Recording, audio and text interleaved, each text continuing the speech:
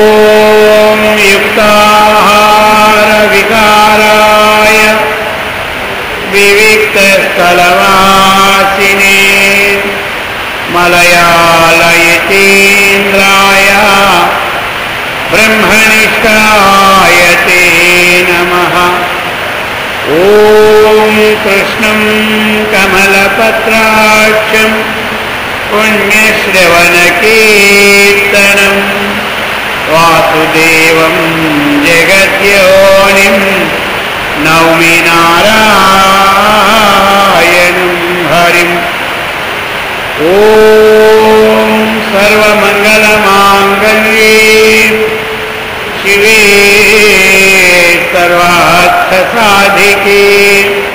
శరణ్యే త్రయంబకే గౌరీ నారాయణి నమోస్తుతే. ఓం సహనావవతు సహనౌ భునక్తు సహ వీర్యం కరవావహై తేజస్వినావధీతమస్తు మా విద్విషావహై. ఓం శాంతి శాంతి శాంతి.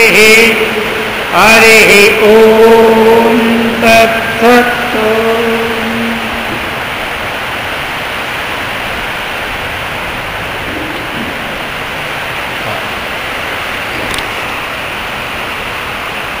నిమిషాలు భజన పాట పాడుకుంటూ ముందుకెళ్దాం.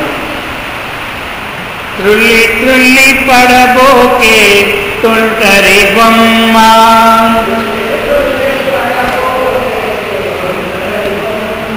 త్రుల్లి త్రుల్లి పడబోకే తుంటరి బొమ్మ,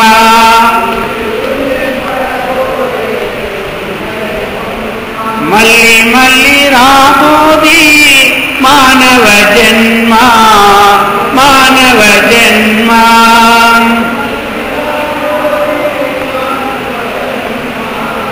మానవ జన్మ ఎంత గొప్ప పదవులు ఉన్నా, ఎంత గొప్ప పదవులు ఉన్నా, చక్రవర్తి తానే ఉన్నా, చక్రవర్తి తానే ఉన్నా, సావు తప్పబోదన్నా పరమహంసకైనా,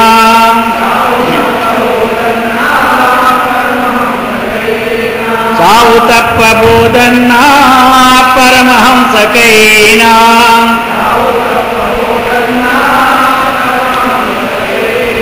ఈ వన్నెల చిన్నెల కన్నా,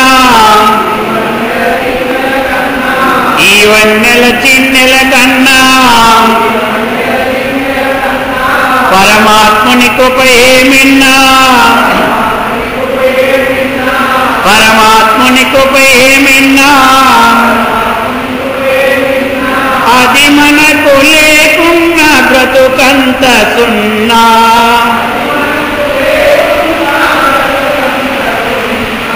అది మనకు లేకున్న బ్రతుకంత సున్నా.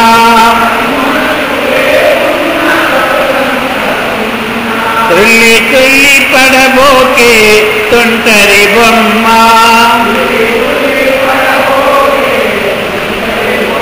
మళ్ళీ మళ్ళీ రాబోది మానవ జన్మ, మానవ జన్మ.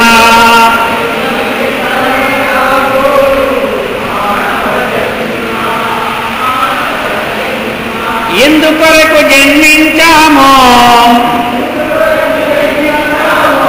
ఎందుకొరకు జన్మించామో,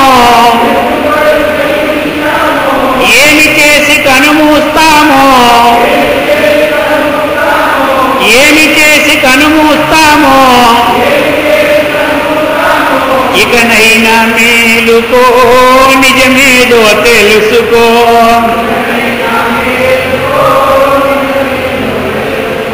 ఇకనైనా మేలుకో నిజమేదో తెలుసుకో.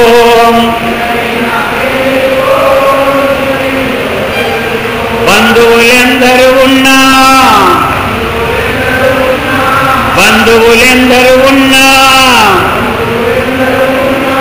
నీవెంతరారు ఒకరన్నా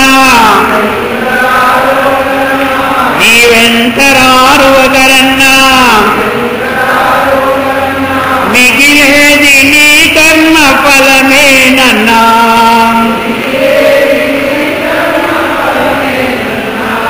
మిగిలేది నీ కర్మ ఫలమేనన్నా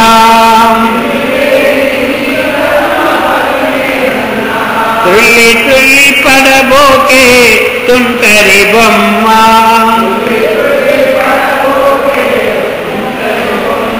మళ్ళీ మళ్ళీ రాబోది మానవ జన్మ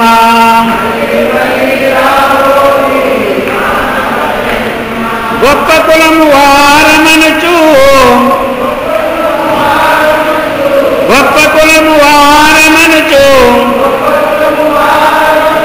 హెచ్చు తగ్గులున్నాయనుచు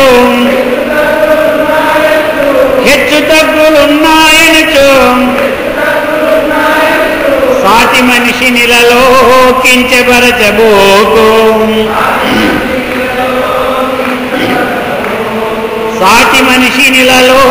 కించపరచబోకు మట్టికొండ ఈ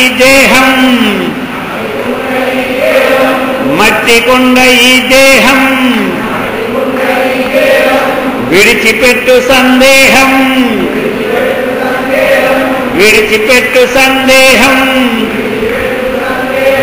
అందరిలో మెదిలేది పరమాత్ముడొకడే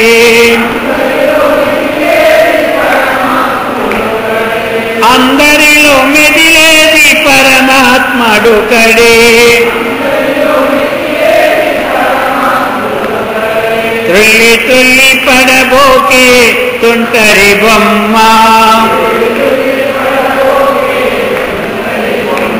మళ్ళీ మళ్ళీ రాబోది మానవ జన్మ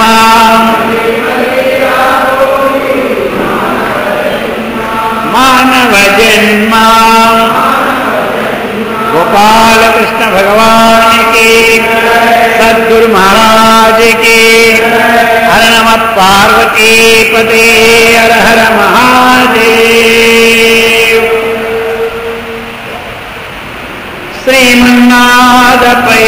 శ్రీమన్నాథపయోదశ్యామ ధరాభుల్లలామ జగదభిరామ రామాజనకామ మహోద్ధామ గుణస్తోమధామ దశరథ రామ. శ్రీ మహాభాగవతం అష్టమ స్కందం. ఈ యొక్క అష్టమ స్కందము అయితే మరి భాగవతం అన్నటువంటిది నేను చెప్పుకున్నాం. భాగవతం అంటే ఏమిటి అర్థం? అంటే భా అంటే ఏమనుకున్నాం చెప్పండి?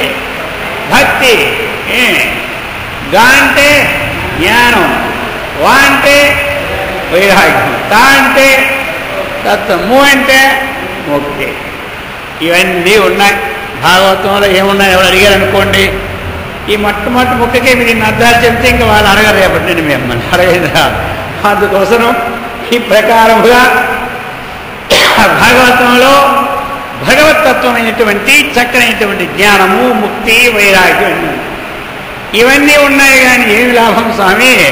ఉండడానికి ఇల్లు ఉండాలి, మంచి ఉద్యోగం రావాలి, మరి ఇహలోకంలో మనకు అన్నీ కనవాలి. ఇవేమీ చెప్పలేదు మీరు, అవే చెప్పినారు. అవి ఎప్పుడైనా వస్తాయని ప్రస్తుత పరిస్థితి ఎలా అంటారు? ప్రస్తుతి ఇవన్నీ వస్తాయి. అర్థమైంది కదా? ఇవన్నీ కూడా మన పూర్వజన్మ కర్మానుసారముగా ముందన్నీ సెటిల్మెంట్ అయిపోయినాయి. అర్థమైందా? మనకి గర్భవాసంలో ఉన్నప్పుడే మనకు అన్నీ సెటిల్మెంటే. ఎంత డబ్బు ఉండాలి, ఎంత విద్య ఉండాలి, మనకి ఎప్పుడు పెళ్లి కావాలి, ఎప్పుడు మరణించాలి, ఎప్పుడు ఎక్కడికి వెళ్ళాలి, ఇదంతా అయిపోయింది. అయితే మరి అయిపోతే ఏమిటి లాభం అంటారా? భగవంతుని స్మరిస్తుంటే అనన్యాశ్చంత ఎంతో మాం యజన పరిపాసతే తేషాం నిత్యాభియుక్తానం యోగక్షేమహామ్యహం. అవి కూడా వస్తాయి. ఆయువు, ఆరోగ్యం, ఐశ్వర్యము, భక్తి ఇవన్నీ కూడా మనకి భగవంతుని యొక్క కథలు వింటూ వలన తప్పక వస్తాయి. మరి ఎంతవరకు కూడా విష్ణు సహస్రనామాన్ని చదివేటప్పుడు ఫలం ఉందా లేదా అందులో చక్కగా అంతా ఉంటుంది. ఫలం లేనిది ఏమీ లేదు.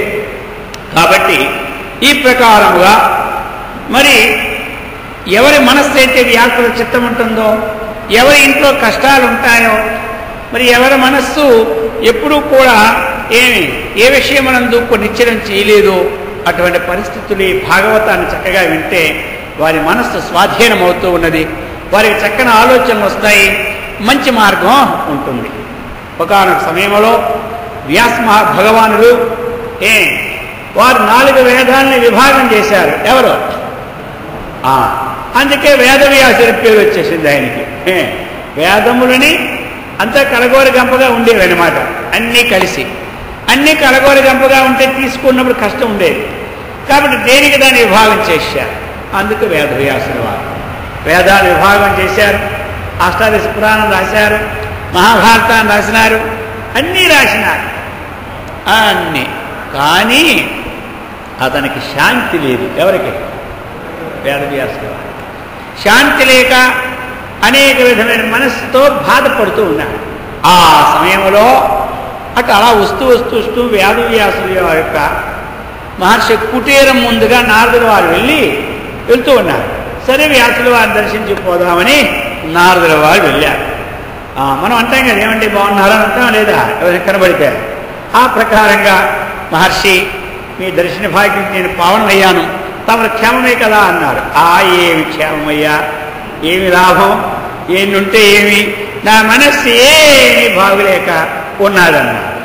ఎక్కడికి వెళ్ళినా ఇదే ఉందే. కైలాసంలో ఆయన మనసు బాగుండడం లేదు, వైకుంఠం ఈ మనసు బాగలేదు, బ్రహ్మలోకంలో ఆయన మనసు బాగలేదు.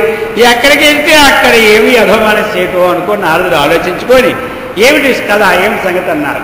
సరే, మొత్తం మీద నీ మనస్సు బాగుపడాలంటే ఒక విషయాన్ని చెప్తాను విను. ఇన్ని కూడా రాస్తున్నావు, ఏమి లాభం, ఎన్ని రాస్తే అప్పుడు అంటున్నాడు. ఎవరు? నారద మహర్షి.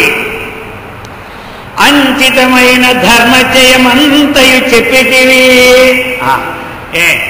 చక్కనైనటువంటి ధర్మ మార్గాన్ని అంతా కూడా మనకి ఆ భారతంలో వాడి వడబోసి చెప్పినావు. ఇంకా అందులోనం ఇంచుకగాని విష్ణు కథలేర్పడి చెప్పవు.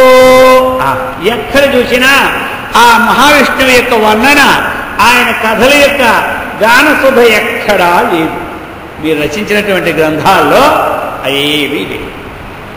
ధర్మములు ప్రపంచించిన మెచ్చునే గుణ విశేషములెన్నియుంగాక నీ కొంచెము వచ్చుటల్లా హరి కోరిని తింపమిన ఆర్య పూజిత. అయ్యా, మనస్సు శాంతి కావాలంటే హరిని చక్కగా భగవంతుణ్ణి స్మరించు అని చెప్పారు. భగవంతుని స్మరణ లేదు, భగవంతుని గుణగణములు లేదు. ఎందుకు ఎన్ని ధర్మాలు రచిస్తే ఏమి లాభం అని అంటూ ఉన్నారు. ఈ విధంగా చెప్పి నిగమంబులు వేయి చదివిన సుగమంబులుగావు ముక్తి శుభగత్వములు. సుగమంబు భాగవతమను నిగమంబు పఠింపు ముక్తి నివసము బుధా. అయ్యా అంటూ ఉన్నారు, నిగమములంటే వేదాలు వేయి చదివినా అవి ఏమి సుగమంబులు కావయ్యా అంటున్నారు. మరి ఏమిటయ్యా సుగములు? ఆ భాగవతం అన్నటువంటి వేదం ఎవరైతే చక్కగా పఠిస్తారో వారికి ముక్తి అన్నటువంటిది, సంతోషం అన్నటువంటిది, ఆనందం అన్నటువంటిది అది ఉంటుందని చెప్పినాడు. ఈ ప్రకారముగా ఇంకా చెబుతున్నాడు, అతి రహస్యమైన హరిజన్మ కథనంబు మనుజుడెవడేని మాపు రేపు జాలా. భక్తితోడ చదివిన సంసార దుఃఖ రాశి భాసి తొలగిపోవు అయ్యా అని నారద మహర్షుల వారండి.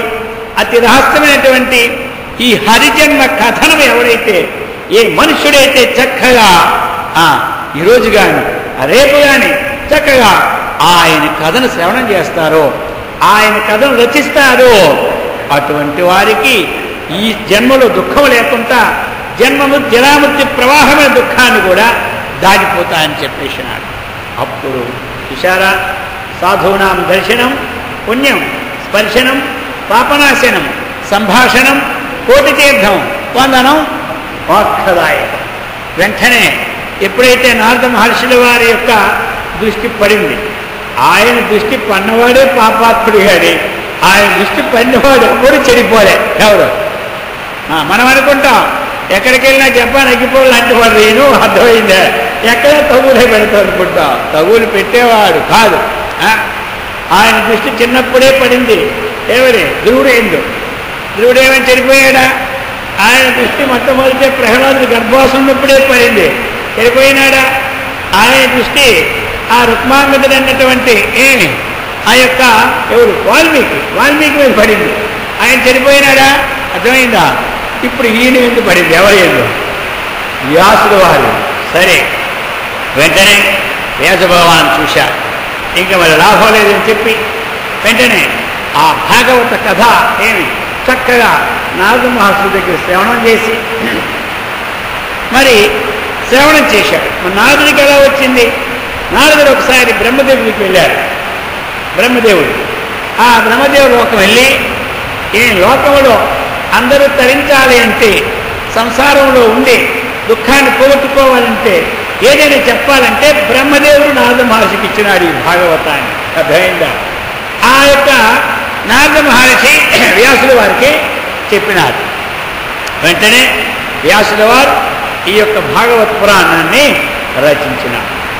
రచించి ఆ భగవద్ గానం చేసుకుంటూ ఆయన సుఖాన్ని శాంతిని పొందినాడు. మరి ఆయన అలా ఉంచుకుంటా ఆయన ఏం చేశాడు? ఒకానొక సమయంలో, ఎందుకు అంటే తన దగ్గర విద్యని ఎవరికైనా బహిర్గతం చేయాలంటుందన్నమాట, లేకపోతే తనతోనే అది అంతం అయిపోతుంది. అందుకే విద్య అన్ని దానాల కన్నా విద్యాదానము సర్వశ్రేష్టమన్నమాట. అన్నదానము, విద్యాదానం, ఈ రెండు దానాల కంటే గొప్ప దానాలు ఇంకా లేదు. అన్నదానం చెయ్యాలి, ఎందుకంటే అత్ర ఆహారార్థం కర్మ కుర్యాదన్నం ప్రాణ సంరక్షణార్థం. అన్నం దేనికోసం అండి? ప్రాణం అనేది సంరక్షింపబడుతుందన్నమాట. అందుచేత అన్నదానం. అన్నేన క్షణికా జీవంతి, మళ్ళీ 4 గంటలు అయిపోతే అన్నం ఏమైపోతుంది? అరిగిపోతుంది. అర్థమైందా? విద్యాదానం సర్వస్వదానం, ఎల్లప్పుడూ ఉంటుందన్నమాట. ఈ జన్మకి ఉంటుంది, వచ్చే జన్మకి ఉంటుంది. ఎంతవరకు మోక్షం పొందలేదో అంతవరకు మనతోటి వస్తుంది ఏమిటి? విద్య. విద్య అది అంత గొప్పదన్నమాట. కాబట్టి ఇక చూశారు, ఆ యొక్క సుఖ మహర్షికి వ్యాసుల వారు ఈ విద్యను చెప్పేసినాడు, భాగవతాన్ని చెప్పేశారు. సుఖ మహర్షి ఆయన ఎలాంటి వాడు తెలుసా?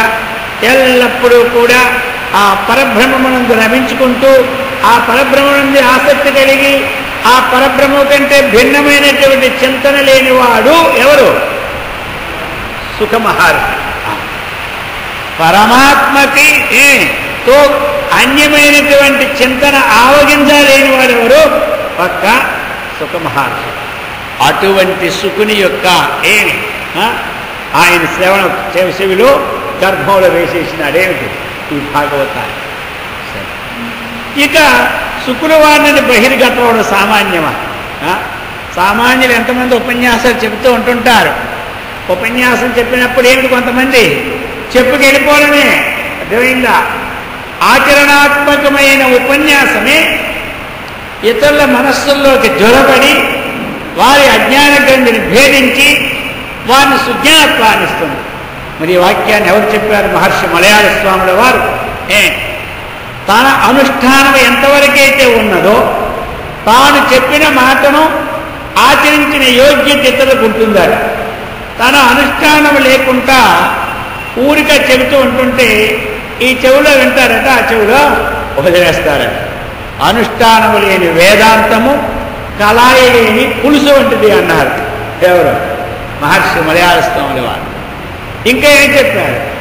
ఏదైనా ఒక లక్ష్యాన్ని భేదించడానికి ఒక తుపాకీ పట్టుకుంటే ఆ తుపాకీలో గుండు ఏమి సాధన వేయకుండా ఒట్టి తుపాకి ఎంతసేపు పేల్చినా లక్ష్యాన్ని భేదించదు. మనం పండుని కొట్టాలనుకున్నాం, దానికి మనం ఏం చేయాలి? బాణం అనేది పెట్టాలా లేదా? పెడితే కదా అవుతుంది. ఒట్టి ధనుసు పట్టుకు ఎలాగెట్టి వెళ్తుందా? ఆ విధంగా మనం ఏదైనా గురి పెట్టి ఒక దాన్ని కొట్టాలంటే ఏం చేస్తాడు? ఒక తుపాకీలో గుండు వేస్తాడా లేదా? ఆ గుండు వేయకుండా ఒక తుపాకీ ఎన్నిసార్లు పేల్చినవే లాభం ఉందా? ఆ విధంగా అనుష్ఠానము లేని వేదాంతము గుండు లేని లేదా మందు లేని తుపాకీ ఉంటుంది అన్నారు. అందుచేత అనుష్ఠానం ఉండాలి. ఏముండాలి? అనుష్ఠానం. రామకృష్ణ పరమహంస గారు మనకి గండి రామకృష్ణాస్వామి ఒక ఉదాహరణ చెప్పినారు ఒకసారి.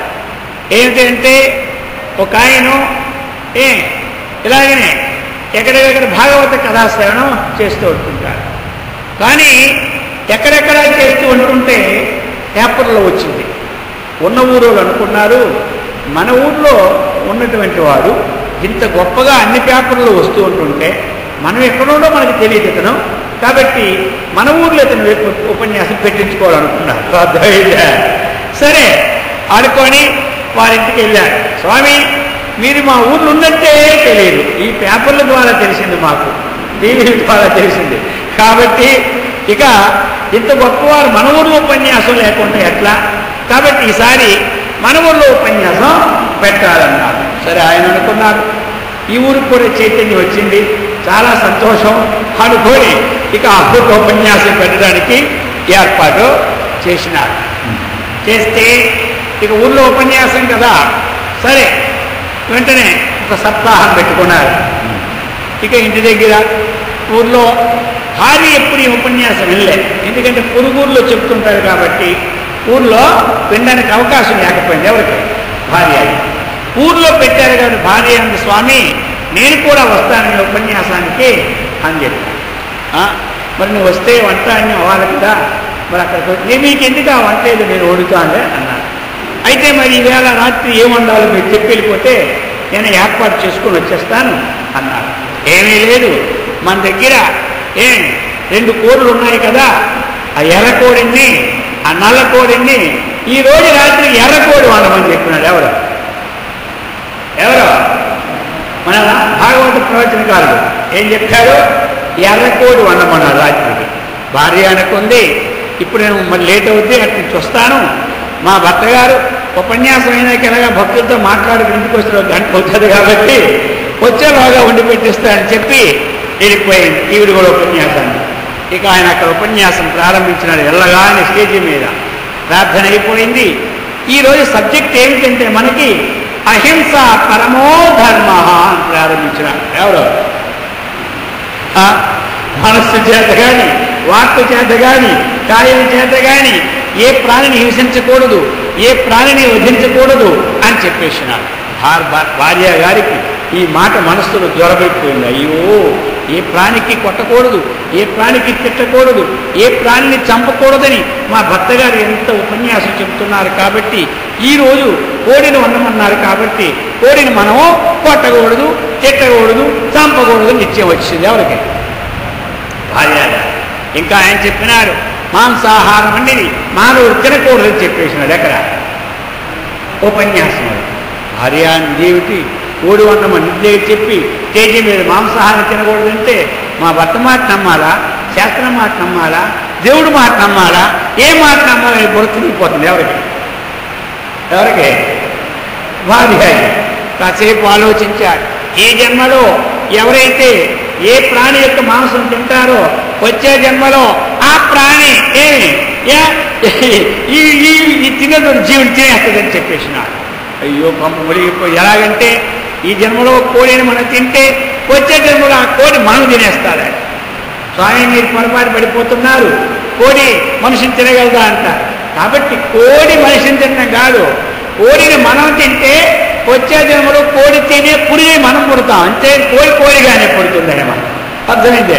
ఇదంతా ఉపన్యాసం చెప్పేశాడు. ఏదో దాని విషయం మళ్ళీ చెప్తానులేండి, ఇప్పుడైంది కదంతా. కాబట్టి ఇదంతా చెప్పేసినాడు. ఎవరు? వెంటనే భార్య గారు అనుకున్నారు. ఉపన్యాసం వచ్చి ఇంటి గడవలో వచ్చి 2 కోళ్ళు ఇప్పేసి అవతల పడేసింది. ఎక్కడ? బయటికి. పడి సచ్చి గమగమ వంకాయ కూర కోసి వంకాయ వావు పెట్టి వండేసింది. ఎవరు అర్థమవుతుంది అందరికీ అనడం లేదా? సరే మొత్తం మీద ఇంటికి వచ్చాడు మనవాడు. వచ్చి లేట్ అయిపోయింది కదా పోయింది కూర్చొని అంటున్నాడు. ఏంటి అంటే ఏమిటి అంటే వాసన రావడం లేదు. ఎన్నాళ్ళు గోడలు కూడా వాసన ఉంటే ఇవాళ ఏ వాసన రాలేదు. ఇప్పుడు వాసన మసాలా మామూలు వాసన వస్తుంది. ఇక చూసేది ఏమై కూర వంకాయ కూర వడ్డించింది. ఎవరు చెప్పింది ఒకటి చేసింది ఒకటి. ఇది ఎప్పటి నుంచి నేర్చుకున్నామన్నారు. ఎవరు మీరే చెప్పినారు. ఏం చెప్పారు? నేను చెప్పలేదా ఎరకోడు ఉండమని? మీరు అక్కడ ఉపన్యాసంలో అన్ని వేల మందిని ఏం చెప్పారు? మాంసాహారం తినకూడదు, ఇతరులని చంపకూడదు అన్నారు కదా. అందుచేత నేను రాగానే 2 కోట్లు ఇప్పేసి అసలు పారేశాను. అర్థమైందా? మీరు చెప్పిన మాటే చేసినాను. ఈ రోజు నుంచి ఇంక వంకాయ కూరే కానీ మాంసాహారం మనకి లేదన్నా. పిచ్చిదానా, ఉపన్యాసం అనేది శాస్త్రంలో ఉంటాయి. ఆ ఉన్నవి చెప్పడం అంతేగాని ఇవన్నీ మనక దరిద్ర మనిషి ఇంక రేపు చేస్తావా? అది కాదు, నేను ఇలాగే చేస్తాను. మీ మాట చూశారా? మరి ఇలా ఈ విధంగా చెప్పింది ఒకటి చేసింది ఒకటి నేను పడుతుందా? అంతవరకు పడుతుంది చెప్పండి. అందుచేత అది మనం ఏది చెప్పదలుచుకున్నామో అది ముందు మన ఆచరణలోనికి రావాలి. ఆ తర్వాతే ఉండాలి. అందుకే స్వయం తీర్థ పరాం తారయతు. ముందు తాను తరించాలి, ఇతరుల్ని తరింప చేయాలని శాస్త్రం మనకి చెప్తూ ఉన్నది. సరే ఈ ప్రకారంగా కాదు ఎవరు సుఖ మహర్షి వారి పరంపర నారదుడు కానీ వీళ్ళంతా సుఖ మహర్షి ఈ పరంపర కాదు, చక్కనటువంటి వారు. సరే ఒక సమయంలో మరి భాగవతం ఎట్లా బహిర్గతమైంది మనకి? శుకుడి నుంచి ఎలా బహిర్గతమైందంటే ఒకనొక సమయంలో పరీక్షణ్ మహారాజు అనమాట అడవికి వేటకు వెళ్ళాడు. వేటార్థం వెళ్ళేటప్పుడు ఆయనకు నోరు ఎండిపోతుందన్నమాట, దాహం పిపాస. అక్కడ ఒక శమీక మహర్షి తపస్సు చేస్తూ ఉన్నాడు అనమాట. తపస్సు చేస్తూ ఉంటుంటే నీళ్ళు ఏమండి దాహం వేస్తుంది, నీళ్ళు ఇవ్వండి, నీళ్ళు ఇవ్వండి, నీళ్ళు ఇవ్వండి 3 సార్లు అడిగినాడు. ఇప్పుడు బాగా నిద్ర పట్టిన వాడికి నీళ్ళు ఇమ్మంటే పలుకుతాడా? పాలు ఇమ్మంటే పలుకుతాడా? చెప్పండి. అలాగనే ఆయన సమాధిలో ఓడిపోయినాడు. సమాధి స్థితిలో అయినటువంటి వాడు ఏం చెప్తారు చెప్పండి? ఏమి చెప్పాలి, ఊరుకున్నాడు. ఎంత ఈయనకి అహంకారమా అని చెప్పి ఆ పక్కన ఒక చచ్చిన పాము ఉంటే ఆ పావుని తెచ్చి ఆయన మెడలో వేసేసినాడు. నల్ల పాము అర్థమైంది కదా, నల్ల త్రాచు. ఆ పాము పక్కన ఉంటే చచ్చిపోయిన పాము బతికింది కాదు, తెచ్చి మెడలో వేసేసినాడు. మెడలో వేసేసిన ఆయనకి తెలియలే. ఎవరికి తెలియలే? ఆయనకి ఎప్పుడో వస్తుంది తెలివి. తపస్సులో కూర్చున్నాడు, ఎప్పుడో తెలివి వస్తుంది ఆయనకి. అర్థమైందా? సరే ఇంచుమించు ఒక 2-3 గంటలు పోయాక ఆ కొడుకు వచ్చాడు తండ్రి దగ్గరికి. కొడుకు పేరు ఏం పేరు? శృంగి అనమాట. ఆయన పేరు శృంగి. శృంగి వచ్చి చూసినాడు. ఎక్కడ? వెంటనే చూశాడు. ఎవడు?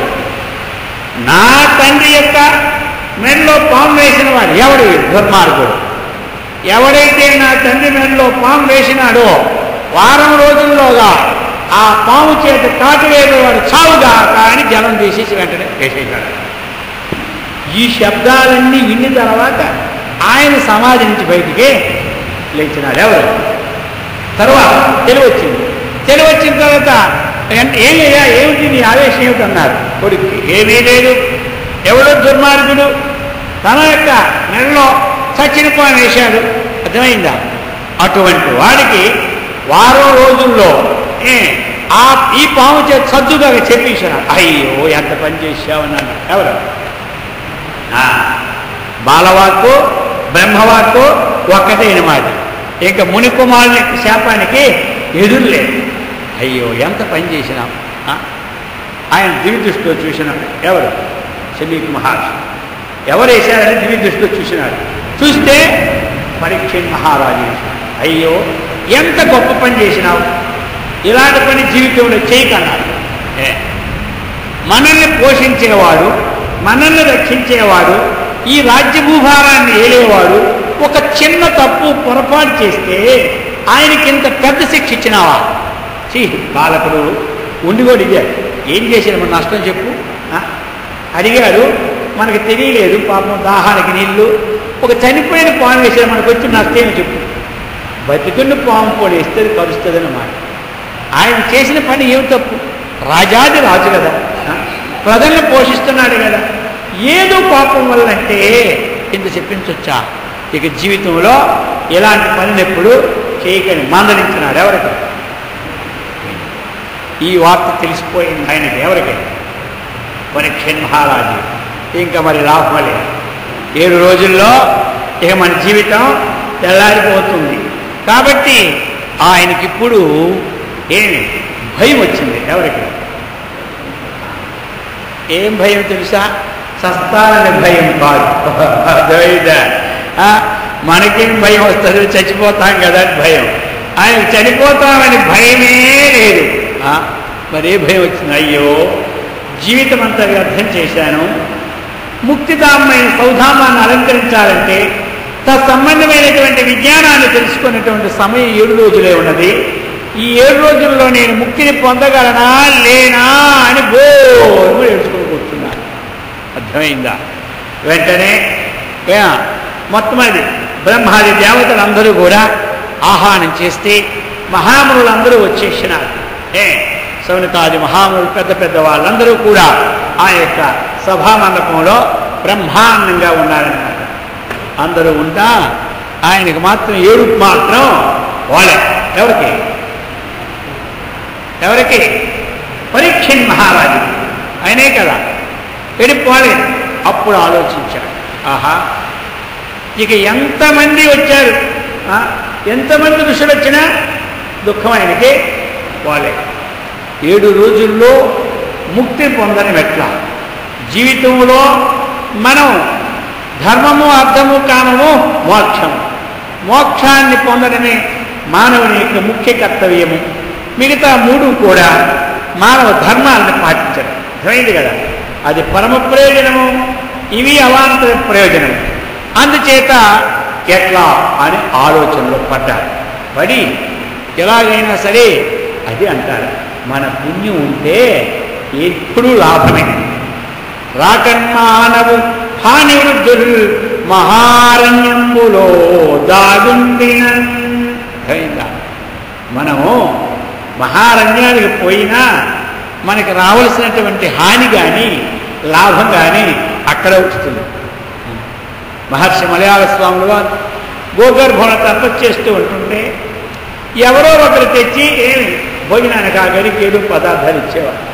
ఆయన అనుకున్నాడు, భగవంతుడు ఏమి ఇక్కడ ఏదో దగ్గరలో ఉన్నాను, గోగర్భ తపోవనంలో ఎవరో వస్తూ ఉన్నారు, మరి భగవద్గీతలో భగవంతుడు యోగక్షేమాలు చూసుకుంటూ అన్నారు కదా, ఎవరికి అందని ప్రదేశంలో ఉంటే అప్పుడు మనకు ఆహారం అందితే భగవంతుడు ఇచ్చినట్టు అని లెక్కేసుకొని అది విడిచిపెట్టి తుంబురు కోన వెళ్ళిపోయారు. ఎవరు? మలయాళ స్వాములు.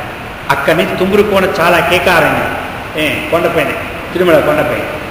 ఆ తుంబురు కోన వెళ్ళిపోతే ఒక రోజు అలా తపస్సులో ఉంటే 2వ రోజు గోగర్భానికి ఆహారం తీసుకొచ్చిన వాళ్ళు స్వామివారు ఎక్కడున్నారంటే ఎటు వెళ్ళారో తెలియక ఎత్తుక్కుంటూ వీడు కూడా తుంబురు కోన పోయినారు ఆహారం పొట్ల పట్టుకొని. వారిని అడుగుతున్నారు, మలయాళ స్వామి వారు ఇక్కడ ఉన్నారా అని అడుగుతున్నారు. ఏమన్నారు? ఏమంటే వారి పైన ఆహారం తెచ్చాము, ఈ గాలి వాళ్ళలో మాకు తెలియక ఇటు వచ్చేసాము, ఉన్నారా అన్నారు. అప్పుడు అనుకున్నారు, చూశారా నేను ఇక్కడికి వస్తే 10 మైళ్ళ దూరం ఇక్కడికి వచ్చింది ఆహారం.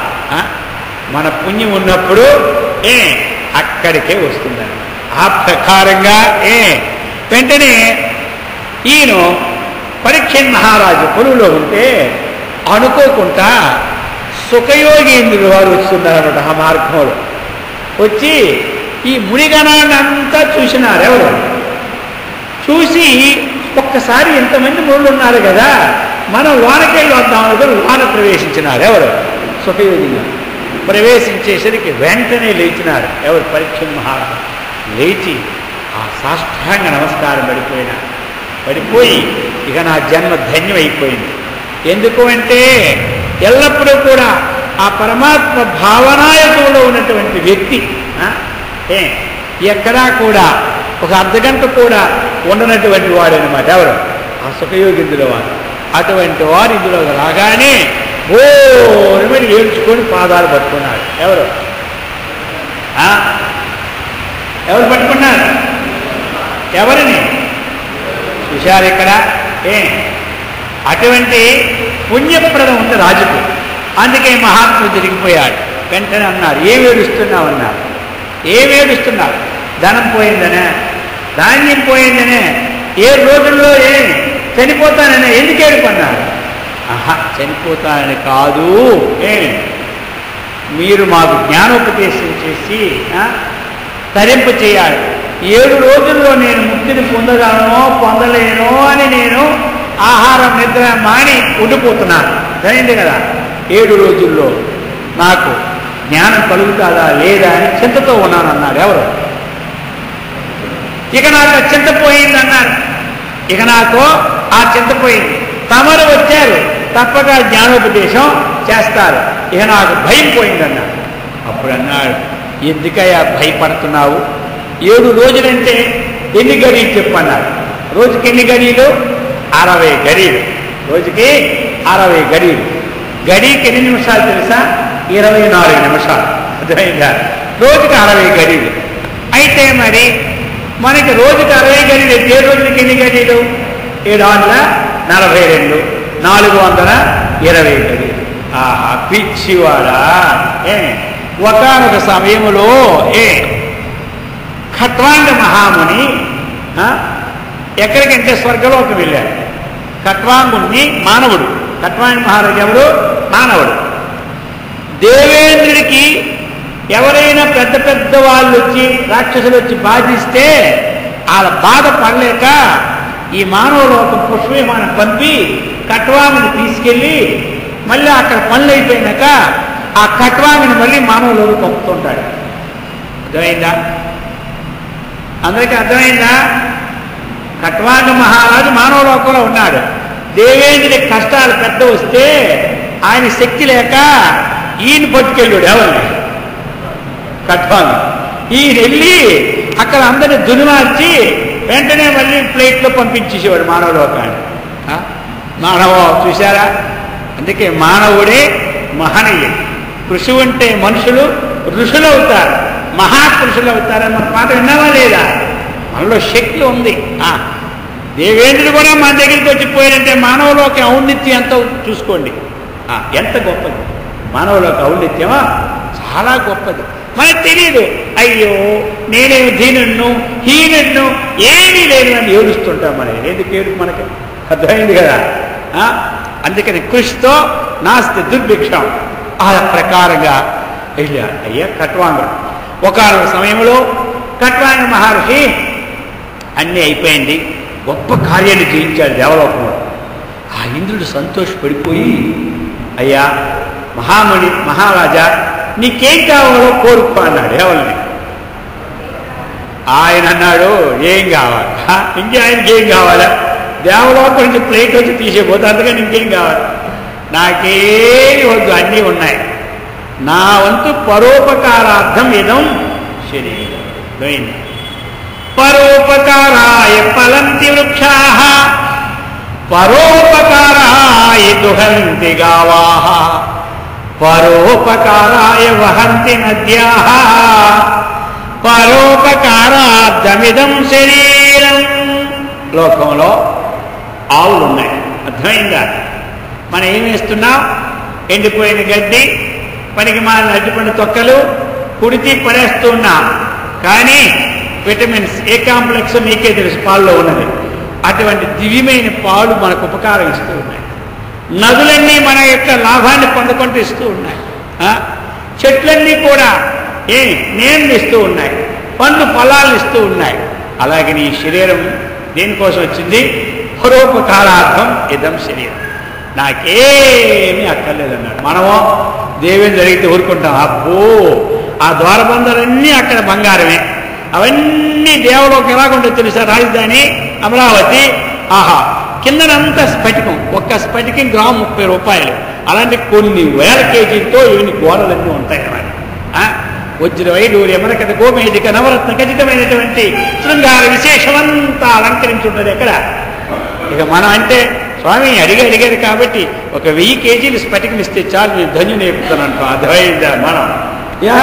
కాబట్టి సరే ఇవేం అడగలేదు. నా ఆయుర్దాయులంతో చెప్పు అన్నాడు. ఎవరు కట్వాంగ మహారాజు ఆయన కోరుకోమటి ఏమడిగాడంటే నా ఆయుర్దాయనంతో చెప్పు అన్నాడు. ఆయన దివ్య దృష్టిలో చూశాడు. ఎవరు? దేవేంద్రుడు. చూస్తే 2 గడియల ఆయుర్దాయం ఉంది ఆయనకి. ఎవరికి? కట్వాంగ. 2 గడియలు అంటే అంత తెలుసా? 48 నిమిషాలు. చూశాడు. అయ్యా నువ్వు అడిగావు కాబట్టి నేను చెప్పాలి కాబట్టి ఇప్పుడు నాకు కూడా భయం వేస్తుంది నువ్వు అడిగిన తర్వాత. ఎందుకంటే రేపు ఏదైనా నాకు ముప్పు తెప్పులు వస్తే నా దగ్గరికి వచ్చిన వాడు ఎవడా నాకు భయం పుట్టింది అన్నాడు. ఎవరు? ఆయన ఆయుర్దాయం ఈయన భయం పుట్టింది. ఎవరికి? ఎందుకో ఈయన ఆయుర్దాయము 2 గడియలే. అంతవరకు ఆయనకి గొడవ లేకపోయాయి పాపం. సరే 2 గడియలా అయితే 2 నిమిషాలు దించేశాడు. దించి అన్నాడు. వెంటనే అదంతా కూడా ఇచ్చేశాడు పిల్లలకి. నాకేం సంబంధం రాసి పెట్టాడంటే అయిపోయింది. 2 గడియల్లో చక్కగా కూర్చున్నాడు. ఆ తత్వాన్ని చక్కగా తెలుసుకున్నాడు. అహం బ్రహ్మాస్మి బ్రహ్మైవ అహమస్మి అన్నటువంటి విజ్ఞానాన్ని పొందాడు. మోక్షాన్ని పొందిపోయాడు. ఏడుస్తున్నాడు అని చెప్తున్నాడు ఎవరు? సుఖ మహర్షి పరీక్షించి చెప్తున్నాడు. 2 గడియల్లో ఆయన పొందితే 420 గడియలు ఏడుపు ఎందుకయ్యా అన్నారు. అర్థమైంది. ఇక మన గడియలు ఎన్ని ఉన్నాయో తెలుసా? 100 ఏళ్ళు బతికితే లెక్కేసుకోండి 2000 గడియలు. ఇక మనకేం భయం చెప్పండి? వాళ్ళు 400 గడియలు, ఈయనకి 2 గడియలు. ఎప్పటి నుంచి మనం 100 సంవత్సరాలు ఉన్నామంటే మనకి ఎన్ని గడియలు లెక్కేసుకోండి. మనకు భయం ఉందా? అప్పుడు అనుకున్నాడు. ధైర్యం వచ్చేసింది ఎవరికి? పరీక్షణ్ మహారాజుకి వచ్చి ఇంక మరే మాట్లాడాలి. సుఖయోగిందుల వారు చక్కగా ఈ భగవత కథని శ్రవణం చేశారు. ఎవరికి? పరీక్షణ్ మహారాజు. ఆ తరువాత ఆ విధంగా పరంపర మనకి వచ్చేసింది.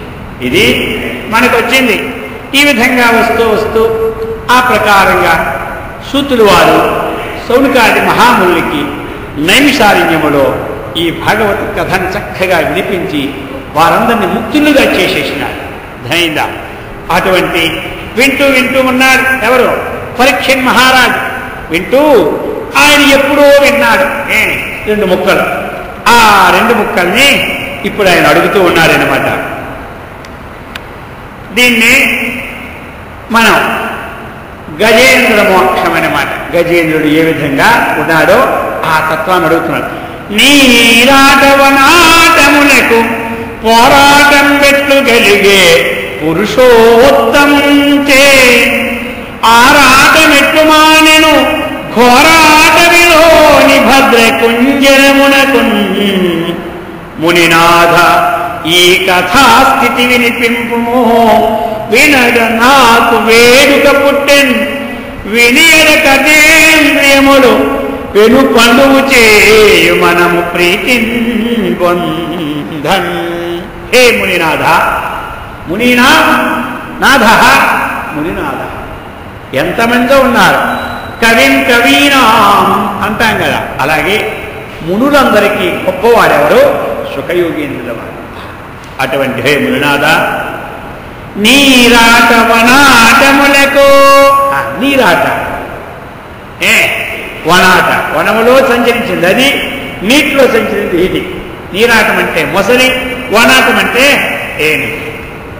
ఈ రెండిటికి పోరాటం పెట్టగలిగే పడుతున్నది. ఈ రెండిటికి యుద్ధం ఎలా వచ్చింది అదేదో నేను విన్నాను, ఆ కథ నాకేమీ తెలియదు. కాబట్టి ఈ రెండికి యుద్ధం ఎలా కలిగింది? పురుషోత్తము చే ఆరాటమిట్లు మహానేను. వీరిద్దరికి పోరాటం కలిగిన తర్వాత ఆ భగవంతుని యొక్క దృష్టి చేత వీరిద్దరి ఆరాటము ఎట్లు మారిపోయింది. ఘోరాటవిలో భద్రకుంజరమునన్, ఆ ఘోరాడవిలో ఉన్నటువంటి ఆ ఏనుగుకి ఈ స్థితి కలగడమును, తర్వాత పురుషోత్తమ రక్షింపడమును ఇది ఎట్లా కలిగిందో ఈ కథాస్థితి వినిపింపుము అన్నారు. ఈ కథ నాకు చక్కగా వినిపించాలి. వినగా నాకు వేడుక పుట్టింది, మనస్సులో కుతూహలం పుట్టింది. అర్థమైందా? ఇది నాకు కన్నులారా చెవులారా చెవులకు పండుగ చేసుకోవాలనుకుంటున్నాను. అర్థమైందా? మనకెప్పుడు పండగ? ఈ చెవులకి ఏమైనా మంచి కుట్టించుకుంటే ఏముంటుంది మనకి పండగ. ఆ రోజు అర్థమైంది, కుట్టించుకోవాల్సింది కుట్టించుకోండి, దాంతో సంతోషపడకండి. అర్థమైందా? అది పండగ కాదు. దండగే మళ్ళీ ఎవరైనా తోవలో కనపడితే ఏది నాకు ఇతనికి భయం అనమాట. అర్థమైందా? అందుకే ఈరోజు అందరూ కూడా విశేష కార్యక్రమం తయారించుకుంటారు. బంగారం తర్వాత అంతా గిల్టే పెట్టించుకుంటున్నారు. ఈ గోడ ఎప్పుడు పోయినా పర్వాలేదురా. కాబట్టి సరే జాగ్రత్తగా వాడుకోండి, వద్దనలేదు. కానీ అదే పండగ కాదు మనకి. కాబట్టి ఏది పండుగ?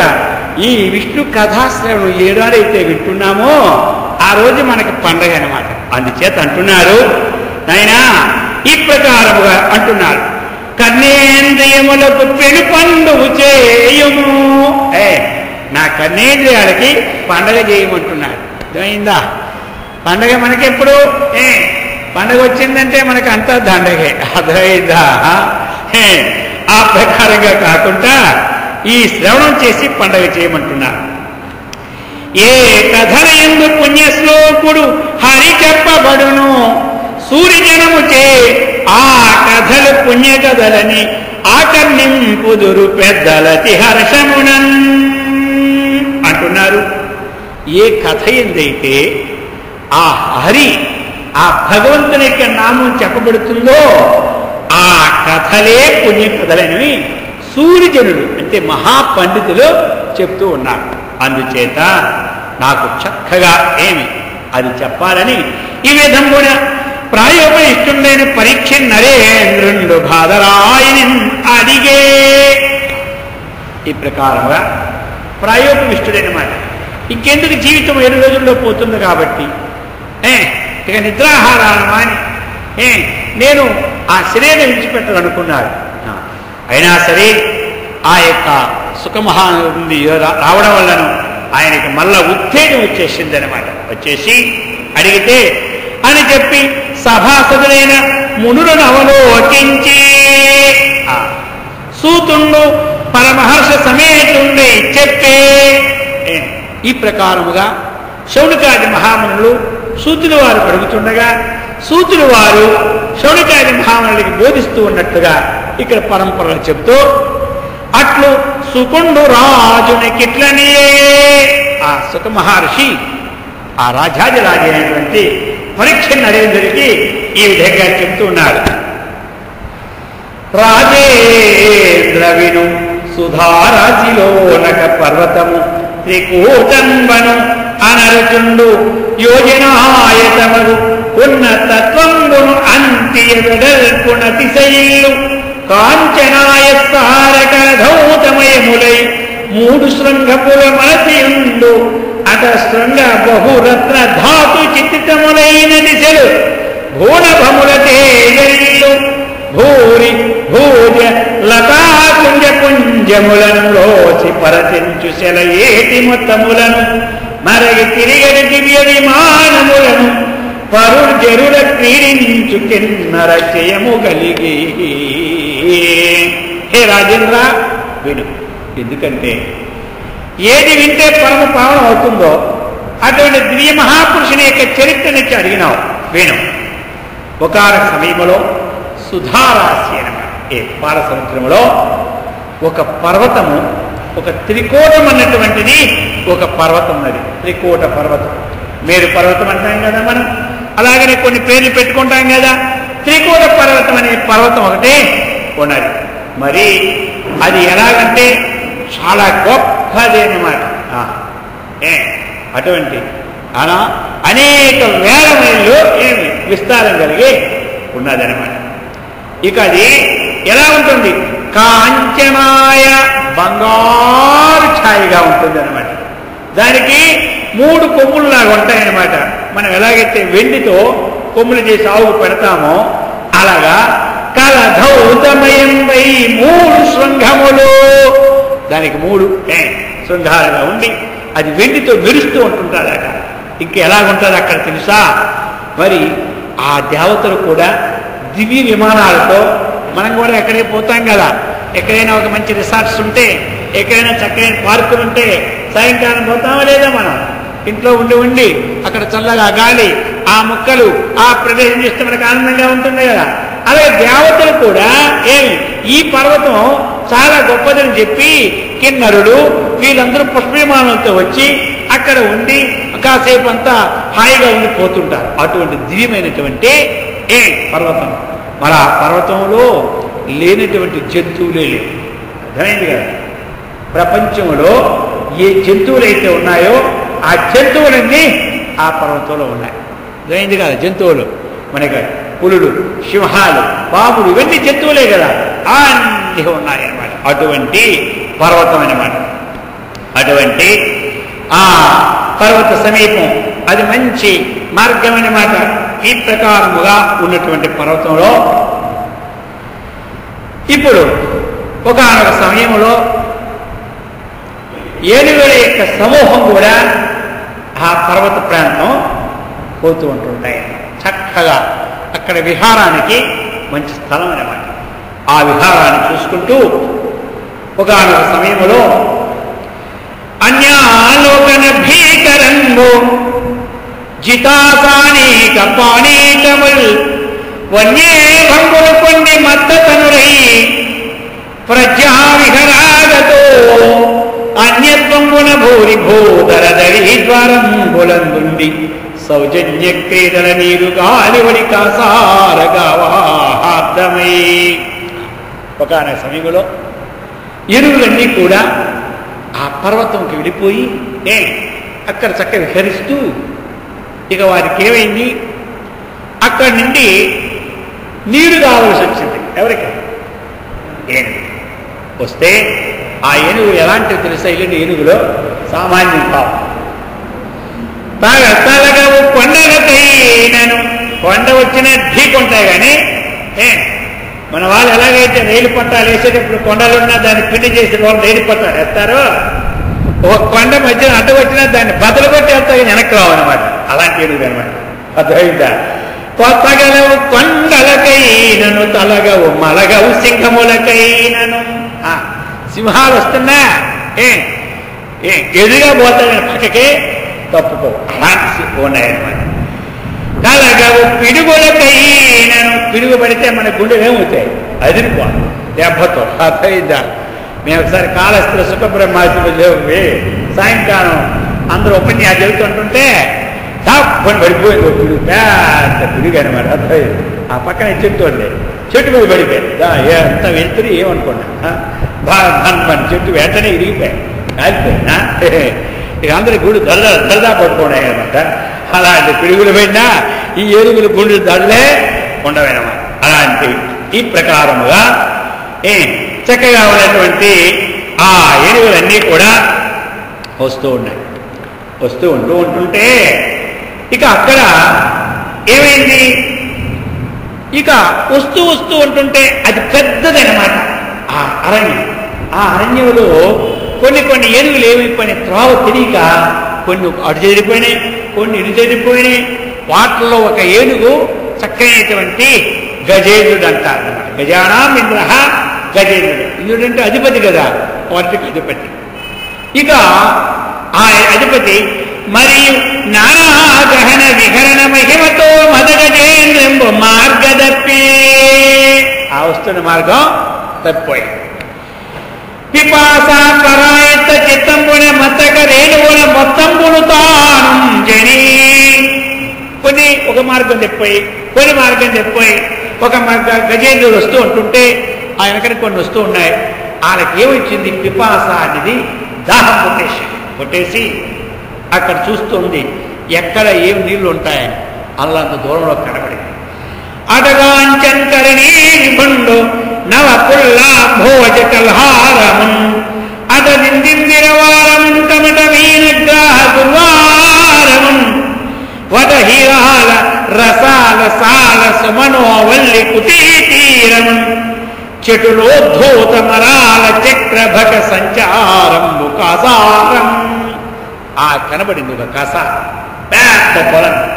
ఆ కొలను వర్ణిస్తున్నారు. ఎలాంటిదంటే చక్కగా ఈ యొక్క తుమ్మిదలన్నీ కూడా అక్కడ ఉండి చక్కని గానాన్ని చేస్తూ ఉంటాయి. ఢేమని శబ్దంతో మన చెవులకు వినుసంపోయిన గానం చేస్తున్నట్టు. ఇంకెలాంటివి చక్కగా అందులో తాబేళ్ళు, చేపలు, మొసళ్ళు, ఆ ప్రకారంగా ఆ చుట్టుపక్కల చెరువు చుట్టూ చక్కనమైనటువంటి తీగలు, లతలు అన్నీ అల్లుకొని దూరం నుంచి చూస్తే ఎవరింత తయారు చేశారన్నటువంటి ఒక ఆనందాన్ని కలుగు చేసినటువంటి చక్కనైనటువంటి కాసారాన్ని అటగాంచంకరిణీ విభుండో. ఈ ఏనుగులందరికీ కూడా పెద్దవాడు కాబట్టి ఆయన విభుడు అనమాట. అతడు చూశాడు. చూసి త్రిజగదభినవ సౌభాగ్య దీప్తమైన విభవమీక్షణములకు విందు చేయనరివి పంచేంద్రియ వ్యవహారముల్మరచి మత్తే భయోదండు మడుగుజొచ్చే. ఆ యొక్క మనకేదైనా బ్రహ్మాండమైన వస్తువు తినేటప్పుడు మన ఇంద్రియాలన్నీ ఏమవుతాయి? తన్మయత్వం చెందిపోతాయి. వెనక వచ్చేవారు కానీ ముందు వచ్చేవి కానీ ఎవరిని తెలుసుకోలేము. ఎందుకు? ఆ సేవిస్తున్నప్పుడు ఇంద్రియాల తన్మయంతో అందులో ఉండిపోతాం. అలాగే ఆ నీటి కావాలని తపంతో ఉండేటప్పుడు తను ఎక్కడికి వెళ్తున్నానో ఏదో లేక ఆ మడుగులో తాగడానికి దిగింది. గజేంద్రుడు దిగాడు. ఇక దిగిన తర్వాత అవి సామాన్యమా? తొన్నంబులు పూరింపుచు గండంబులు జల్లుకొనచు గలగల రవములు మొండుకొన పొలుద కడుపులు నిండన్ వేదండ కోటి నీరుం త్రావెన్. వీటితో కొన్ని ఏనుగులు ఉన్నాయి కదా, కొన్ని అటెళ్ళిపోయినాయి, కొన్ని వచ్చినాయి. అన్నీ కూడా ఆ పక్కన దిగి ఈయన కొంచెం లోనికి వెళ్ళాడు. దిగిన తర్వాత చక్కగా అవి నీళ్లు కొంచెం త్రాగి ఆ నీళ్ళన్నీ ఏమి తొండంతో పట్టి పైకి వెదజల్లుతున్నాయి అన్నమాట. మనం చెడికి వెళ్ళాడు, నీళ్ళు పైకి జల్లుతుంటాం అప్పుడప్పుడే. ఆ ప్రకారంగా తొండంతో నీళ్ళు పైకి జల్లడం ఒక ఏనుగా ఈ ఏనుగు మోహం అంతా కూడా జల్లుతుంటే అదంతా కలబలం అయిపోతుంది. ఏంటి? ఆ యొక్క కొలనమాట. ఈ ప్రకారంగా చక్కగా కొలని కలబలమైపోయి ఈ ప్రకారంగా చెప్తూ ఉన్నారు. భుజ భుగ భుగాయుత భూరి బుద్భుత చెడలతో కదలచు దివికి భంగం పులగే భువన భయంకర పూత్తార రోమణ ఘోర నక్ర గ్రాహ కోటి విగడ వాల విక్షేప దుర్వార జజానిలవశమన్ గమ ఘమావర్తమడర కల్లోల జాల సంఘటనములదది తరుల మూలములతో ధరణి గోల సరస్సులో నుండి పొడవిని సంభవించి ఒదరి కుప్పించి లంఘించి హుంకరించి వాన్ కబలించి పట్టు స్వర్భాను పగిది ఒక్క మకరే నుండి భరాజు ముడిసి పట్టే. వెళ్ళినటువంటిది నీళ్ళు దాగి ఉండకూడదా? కాకుండా మదం వల్ల అక్కడ తీర్చుకుంటున్నాయి హెరివేరు మాట. ఇక అలా కల్లోలం చేస్తుంటే నీటిలో నుండి జంతువులని పైకి వచ్చి నీటిపోయి ఈ తాకిడికి ఎన్నో జంతువులు చెడిపోతున్నాయి అన్నమాట. చెడిపోతుంటే అప్పుడు ఒక మకరేంద్రుడు, ఈయనేమిటి గజేంద్రుడు, అందులో మకరాలు అనేక ఉన్నాయి. వాటన్నిటికీ ఇంద్రుడు ఆయన గొప్పవాడు. ఈ ఏనుగుల గుంపుకంతా ఈయన గొప్పవాడు. అర్థమైందా? ఇక్కడ ఇద్దరు హీరోలే అన్నమాట. అర్థమైందా? ఇక్కడ మనకి ఇద్దరు హీరోలే. ఆయన ఆ పక్క హీరో, ఈయన ఈ పక్క హీరో అన్నమాట. ఇక ఈ ప్రకారంగా ఏం చేసినాడు తెలుసా? అతడు వెళ్ళి ఈ బరహాజు ముడిచి పట్టే చక్కగా ఆయన్ని పట్టేసినాడు. కాళ్ళు కిందనే పట్టేశాడు. అది సామాన్యం చిరాకు లెక్క దానికి గజన నడి దక్కుబడి దక్కించి కరేండు నిడుద కరం వెత్తివేయ నీరాగమున్ పొడవడిగినట్టు జలములం బడి కడువడి కట్టే పూర్వ పదయతలను ఒక్క దెబ్బతో పిలిపేసినాడు. ఎవరు? ఏను గజేంద్రుడు. గట్టి కాలిసిని కొట్టేసరికి అది మళ్ళీ వదిలిపెట్టేసి అంత దూరాన్ని పడిపోయింది. ఊరుకుందా? మళ్ళీ వచ్చేసింది. మళ్ళీ వచ్చి ఇప్పుడు పదయుగలంపును కాళ్ళను గట్టిగా పట్టేసింది. 2 కాళ్ళు ఇప్పుడు పట్టేసింది అనమాట. పట్టిన తర్వాత ఊరుకుంటుందా? పదములు పట్టి తలకుంబాటుపైంతయులేక సూరతన్ మదగజ వల్లభుండు దుతిమంతుడు దంతయుగాంతగట్టనం చెదరగ చిమ్మెన్ అమ్మగరి చిప్పలు పాదులు తప్ప నొప్పరం వదలి జలగ్రహంబు కని వారము మూలము చేరి కోరలం కరి తిరిగుచ్చు మకరి సరసి కింకరి దరి కిన్మకరి తిరిగుచ్చు కరకరి వెరయం కరికి మకరి మకరికి కరి భరమన ఇట్లా తల కుతల భటు దదరి కరన్. వెంటనే ఎప్పుడైతే ఆ పదాన్ని పట్టిందో ఇది వెంటనే దాని మకరి యొక్క పైన కొన్ని చెప్పుల మీద కాళ్ళతో గట్టి కొట్టిందనమాట. కొడితే అది ఊరుకుంటుందా? ఈ తోకను పట్టుకుని చీరేసింది అనమాట. ఎవరు? ఆ యొక్క మకరి. ఈ ప్రకారంగా కరి దిగుచో మకరి సరస కింకరి. కరి ఏం చేస్తుంది? ఒడ్డుగా లాగుతుంది. మకరి ఏం చేస్తుంది? లోపల లాగుతుంది. చూశారా? నీటిలో మసలి నిగిలి ఏనుగు పట్టు బయట కుక్క చేత భంగపడు స్థాన బలిమి కంటే తన బలిమి కాదురా విశ్వదాభిరామ వినురవేమా. ఏమని చెప్పినారా? స్థానం ఆ యొక్క మకరకి నీటిలోని బలం అని. ఒడ్డును వస్తే కుక్క అరిసిందే భయం అని అర్థమైందా? కాబట్టి స్థాన బలిమి కంటే తన బలిమి. మనం కూడా ఒక్కొక్కప్పుడు పై ఊరికి పోతాం. పైరు ఇక్కడ మనం రాజ్యమే, అది నేను రాజునంటే వారు ఊరుకోడు. అర్థమైందా? అక్కడ దేశకాల బలం జ్ఞాత్వ సర్వకార్యాన్ని సాధయేత్తు. అక్కడ మనం వారు చెప్పినట్టే వినాలి. అర్థమైందా? మన స్థానంలో ఉన్నప్పుడు మనకి బలం అన్నమాట.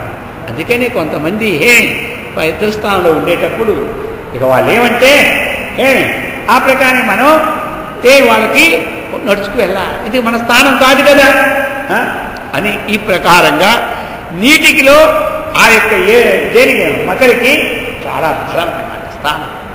ఇదేమో పైకి రాతాడు, అదేమో లోనరుతాడు. ఇక ఈ విధంగా అంటే కరిమకరముల యొక్క వర్ణన అతీతం అన్నమాట.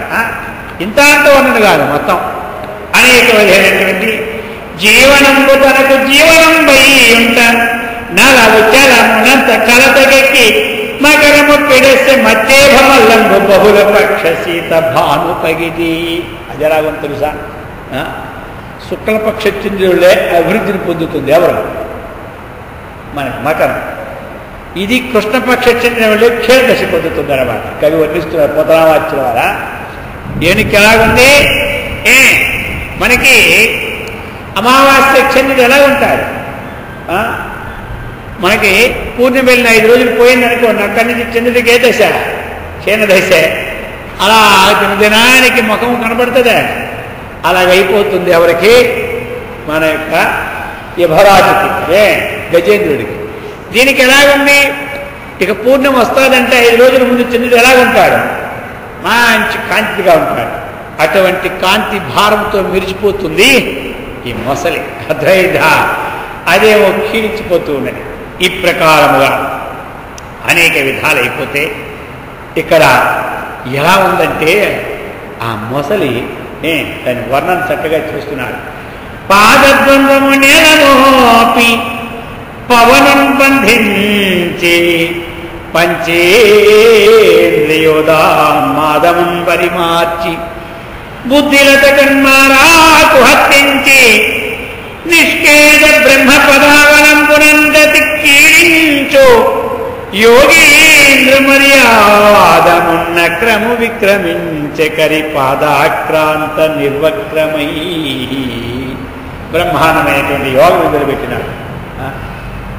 యోగం అంతా కూడా ఏ విధంగా అయితే మనం సమంకాయ శిరోగ్రేవం ధారయన్ నజనం స్థిర సంప్రేక్ష నాసికాగ్రం స్వం దిశశ్చ అనవలోకయన్ అని భగవద్గీత 6వ అధ్యాయంలో యోగ సాధన విషయంలో ఏ విధంగా అయితే మనం చక్కగా శ్లోకాలు వర్ణిస్తుంటామో ఆ విధంగా ఎలా ఉందంటే ఈ మొసలు లోపట వర్ణిస్తున్నాడు.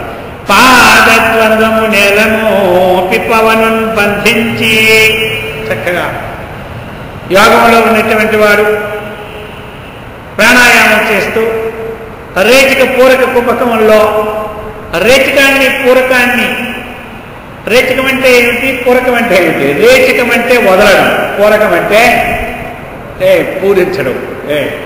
పూరకం అంటే లోపల గాలి తీసుకోవడం, రేచకం అంటే వదలడం. అందుకే మనం విరేచనం అంటాం. విశేషమైన రేచనం విరేచనం. రేచనం అంటే వదలడం, బాగా వదులుతాం కాబట్టి దాని పేరు విరేచనం అన్నమాట. అర్థమైందా? మనోళ్ళు ఏమంటారు? విరోచనం అంటారు. విరోచనాలు ఆయన విరోచనం, విరోచనం కాదు విరేచనం. అర్థమైందా? విరోచనుడు అంటే ప్రహ్లాదుడు మనవుడు అనమాట, ఆయన పేరు విరోచనుడు. అర్థమైందా? కాబట్టి ఈ ప్రకారంగా విరేచనం, విశేషమైన రేచనం విరేచనం అన్నమాట. కాబట్టి రేచకం అంటే వదలడం, పూరకం అంటే లాను గాలి తీసుకోవడం. ఈ రేచకము పూరకము లేకుండా ఉన్నటువంటి దాన్ని కుంభకం అంటారు. ఏమంటారు? గాలి బయటికి వెళ్ళకుండా గాలి లోపలికి పీల్చుకోకుంటే దాని పేరేమిటి? కుంభకం. రేచకం ఒక ప్రాణాయామం, పూరకం ఒక ప్రాణాయామం, కుంభకం ఒక ప్రాణాయామం. తస్మిన్ గతి శ్వాస నిశ్వాస గతి ప్రత్యేయోచ్ఛేద ప్రాణాయామ. తస్మిన్ గతి శ్వాస నిశ్వాస యో గతి విచ్ఛేద ప్రాణాయామ అన్నారు. కాబట్టి మనం ఈ ప్రకారంగా ఎలా అయితే ప్రాణాయామం చేసినటువంటి వాడు చక్కగా పవనుని బంధించి, పవనుని అంటే వాయువుని బంధించి, పంచేంద్రియోన్మాదంబు భరిమార్చి, ఎప్పుడైతే వాయువు మనం నిగ్రహించామో వాయువుకి మనస్సుకి ఆ యొక్క ప్రాణానికి లంకెడమని అర్థమైంది. వాయువు అంటే ప్రాణం, ఈ ప్రాణానికి మనస్సుకి సంబంధం. ప్రాణం ఆగితే మనస్సు ఆగిపోదు. మనస్సు ఆగిందంటే మనస్సుకి ఆధీనం ఇంద్రియాలు ఉంటాయన్నమాట. ఇంద్రియాలు మనకు స్వాధీనం అవుతాయి. అందుచేత ఈ ప్రకారముగా ఆ పంచేంద్రియ ఉన్మాదమును బరిమార్చి, ఉన్మాదం అంటే ఇంద్రియాలన్నీ కూడా ఉత్తంటే పైకి లేవు. మనం అక్కడ ఏదో ఒకటి చూశాం, బజారుకి వెళ్ళాం, బ్రహ్మాండమైన వస్తువు కనబడింది, ఇప్పుడు మనకేమవుద్ది? ఉన్మాదం. వెంటనే ఆ వస్తువు కొనాలి, పర్సులో చూసుకుంటాం. వస్తువు ఏమో చెప్పినా 150, పర్సులో 100 ఉంది, ఊరుకుంటామా? పక్కన స్నేహితుడు ఉన్నాడు, బాబు ఇంటికి వెళ్ళాక వెంటనే ఇస్తాను, ఒక 50 అడుగుతాం. అర్థమైంది? లేకపోతే ఆయనకైనా అడుగుతాం, మా అడ్రస్ తెలుసు కదా, మా ఫోన్ నెంబర్ ఇస్తాం, రేపు వచ్చి ఇచ్చేస్తాం, ఈ వస్తువు మళ్ళీ ఉండదాం. అంటే దాన్ని కొనాలని ఉన్మాదం, తినాలని ఉన్మాదం. ఈ ప్రకారముగా ఈ ఉన్మాదం అంతా పరిమార్చి అంటే లేకుండా చేసింది. అర్థమైందా? ఇంద్రియముల యొక్క చపలత్వాన్ని ఉడకబెట్టి వచ్చి బుద్ధిలతకు మారాకు హత్తించి. చూశారా? మన మనస్సు మనకి స్వాధీనం కావాలి అంటే బుద్ధికి అధీనమైన మనస్సు. బుద్ధి మనకి ఇంద్రియాలు, మనస్సు, బుద్ధి, శరీరము, ఇంద్రియాలు, మనస్సు, బుద్ధి. ఇప్పుడు బుద్ధి ఏమిటి? ఎన్నిటికంటే గొప్పది. బుద్ధిలో ఏ నిర్ణయం తీసుకున్నామో ఆ నిర్ణయాన్ని మనస్సు ఆలోచిస్తారు. అది మంచిదైతే మంచిది, చెడ్డదైతే చెడ్డది. కాబట్టి ఇప్పుడు చెడుని తీసి మంచిని మనం చేసుకోవాలి. అప్పుడు మంచి ఎక్కడి నుంచి వస్తుంది? బుద్ధి ద్వారా గ్రహించాలి. మన వేదాంతం వింటూ ఉన్నామంటే ఎక్కడ పరివర్తన చెందుతుంది? బుద్ధిలో పరివర్తన చెందుతారు. వేదాంతం ఎక్కడ? ఇంతకుముందు మన బుద్ధిలో కొన్ని నిశ్చయాలు, వేద నిషేధమైనటువంటి అధర్మ ప్రవృత్తి అయినటువంటి ఏ నిశ్చయాలు అయితే ఉన్నాయో ఆ నిశ్చయాలు మనకి మారాలి అంటే ఎక్కడ మారాలి? ఈ విజ్ఞానం, మంచి విజ్ఞానం కలిగి ఆ చెడ్డ విజ్ఞానం తీసుకోవాలన్నటువంటి పరివర్తన ఎక్కడ కలుగుతుంది? బుద్ధిలో కలుగుతుంది. ఇప్పుడు ఎవరైనా చేయడానికి పని చేస్తే ఏమంటారు? నీకు బుద్ధి లేదురా, నీ బుద్ధి లేదా అంటారు. ఎందుకు? బుద్ధిలో వాడి పరివర్తన కదా. నువ్వు పసివి లాంటి వాడురా అంటే పసివికి బుద్ధి లే. వాటికే బుద్ధి ఉంటే మనం ఉండగలమా? ఈ మేడలు అవే వచ్చి ఉండేవి హాయిగా. వాటి బుద్ధి లేని చేస్తే మన దశ బాగుంది. అర్థమైందా? వాటికి బుద్ధి ఉన్నదంటే మనల్ని మింగేస్తాయన్నమాట. అందుచేత వాడి బుద్ధి వలే భగవంతుడు. బుద్ధి లేకే మనకి బుద్ధి ఇచ్చినాడు. అర్థమైందే. ఇక బుద్ధి ఇచ్చి కూడా మనం ఉన్న బుద్ధిని ఓడగొట్టుకుంటున్నా. కాబట్టి అది చెప్తూ ఉన్నాడు. బుద్ధికి మారాకు హత్తించి మారాకు ఆ బుద్ధిలో చెడు గుణాలు తీసి మంచి గుణాలని నింపుకోవాలన్నమాట. ఏది నిత్యము, ఏది అనిత్యము, ఏది మంచి, ఏది చెడ్డ అన్నటువంటి వివేచనము ఏంటి, దాన్ని బుద్ధి అంటారు. మంచిని స్వీకరించాలి, చెడుని విడిచిపెట్టాలి. ఎప్పుడైతే మంచిని స్వీకరించామో మంచినే మనసు ఆలోచిస్తారు, ఆ మంచినే ఇంద్రియాలు చేస్తాయి. చెడు ఎప్పుడైతే బుద్ధిలో చేశామో ఆ చెడు త్రోవనే మనసు ఆలోచిస్తుంది, దాన్నే ఇంద్రియాలు చేస్తూ ఉంటుంటాయి. అర్థమైంది కదా. ఏం చేస్తాడు? రాజు చెప్పినట్టు మంత్రి చేయాలా లేదా, మంత్రి చెప్పినట్టు బట్టలు చేయాలా లేదా చెప్పండి. రాజు బుద్ధి అయింది, మంత్రి మనస్సు అయింది, బొట్లు ఇంద్రియాలు అయినాయి. ఎవరు తప్పు ఇప్పుడు? ఇంద్రియాలు తప్ప, మనసు తప్ప? ఎవరు తప్పు? రాజుదే. యథా రాజా తథా ప్రజ. రాజుగారు వెళ్ళిపోతే అందరూ సాధిపోతారు. అర్థమైంది కదా. అందుకని ఇప్పుడు మరి రాజే కంచె చేయని ఇస్తే రాజును వాళ్ళు ఎవరు? అందుచేత ఈ బుద్ధికి మారాకు హత్తించి ఎంత వేదాంతం పెట్టినారు గద్యంలో మనకి. అంటే ఈ బుద్ధిని పరివర్తన చేసుకోవాలి. ఎందుకంటే మన లౌకిక విషయాల్లో తెలియక కొన్ని చేయడానికి పనులు చేస్తూ ఉంటాం. సహజం. నీరు పళ్ళ మెరుగు అన్నట్టు ఇంద్రియాల పళ్ళానికి పోతుంటాయి. ఇప్పుడు మనం ఏం చేయాలి? వాటిని ఈ విజ్ఞానం ద్వారా, ఈ వేదాంత శ్రవణం ద్వారా, మంచి గ్రంథములు, భగవద్గీత అటువంటి చదువులు విజ్ఞానం ద్వారా మనలో ఉన్నటువంటి అజ్ఞానాన్ని పోగొట్టుకోవాలి. అది అప్పుడు ఏమవుతుంది? మనస్సు నిశ్చలమైపోతుంది. అటువంటి నిశ్చలమైనటువంటి మనస్సులో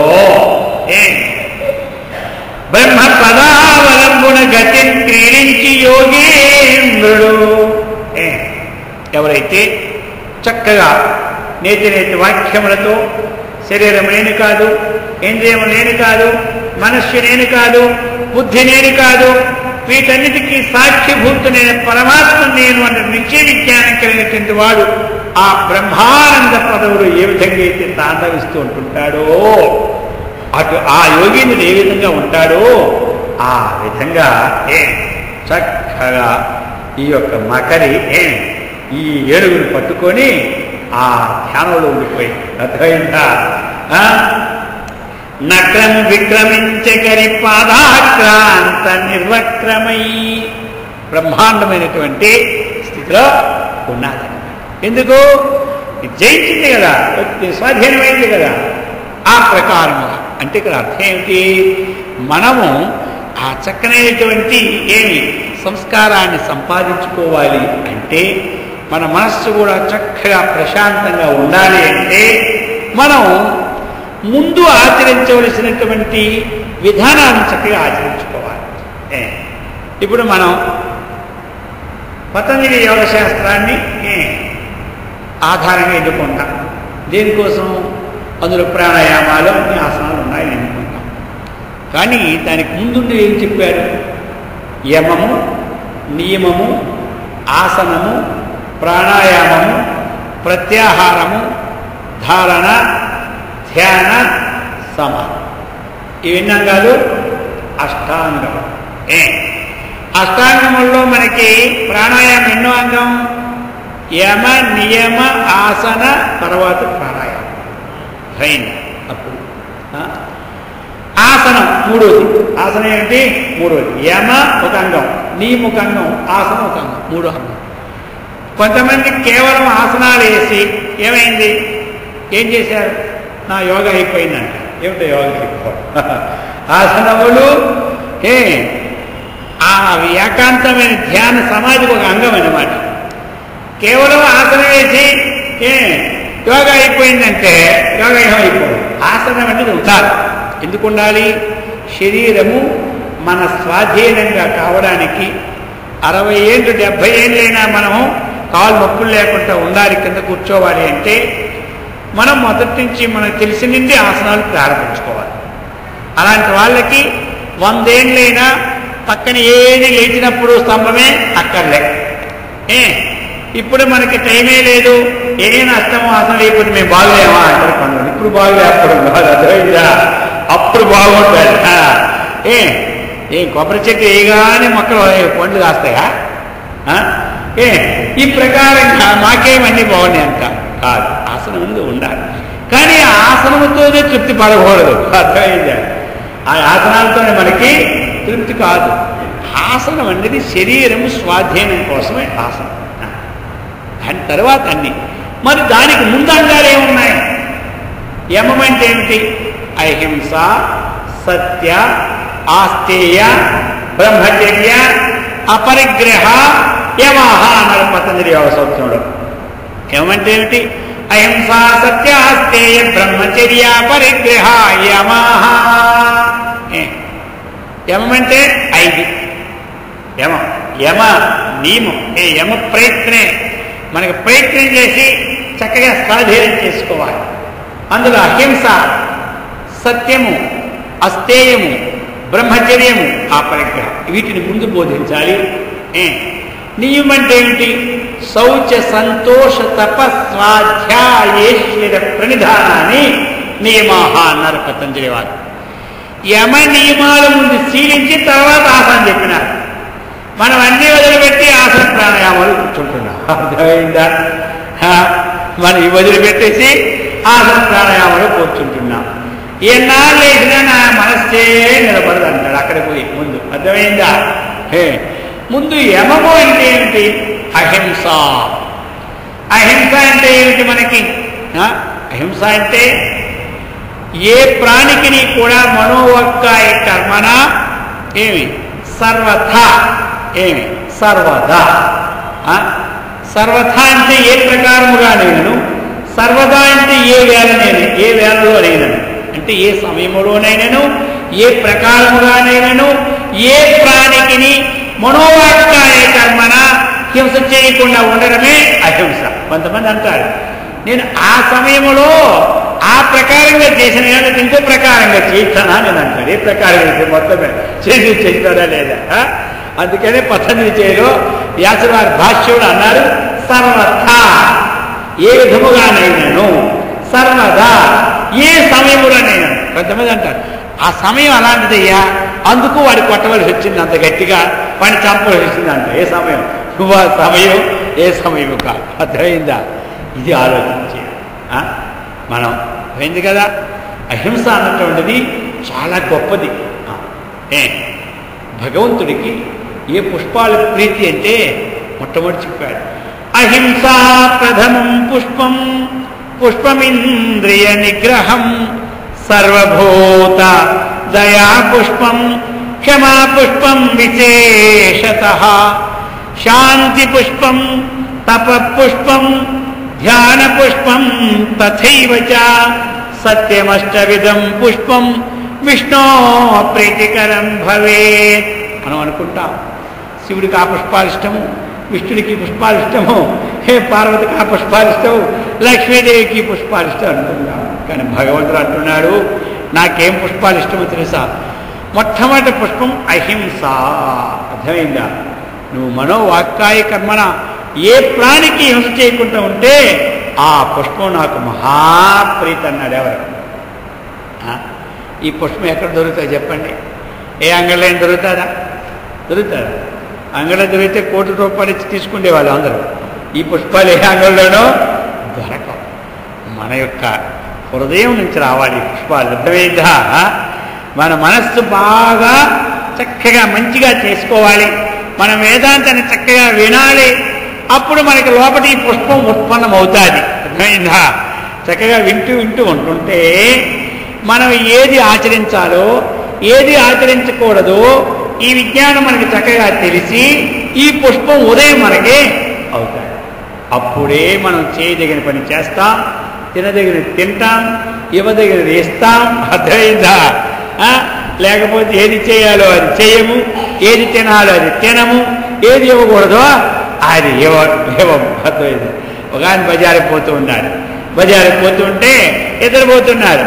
అందులో ఒకడేమో మంచిగా రూపాయికి ఒక్కటే పండుట, ఇంకోడు అన్నాడు ఈ ఎన్ని పళ్ళు అని రూపాయికి 4 అన్నాడు. వీడంటాడు ఈ రూపాయికి 4 పండ్లు తీసుకున్నాడు. ఇది ఎందుకు అంటే బాగులేవు కదా, కొంచెం కుళ్ళిపోయాయి కదంటే ఎందుకు లేదే, ఇది మన గురుగారికి వెళ్తున్నాం కదా, ఆయనకి ఇవ్వడానికి ఈ 4 పండ్లు రూపాయికి అన్నా.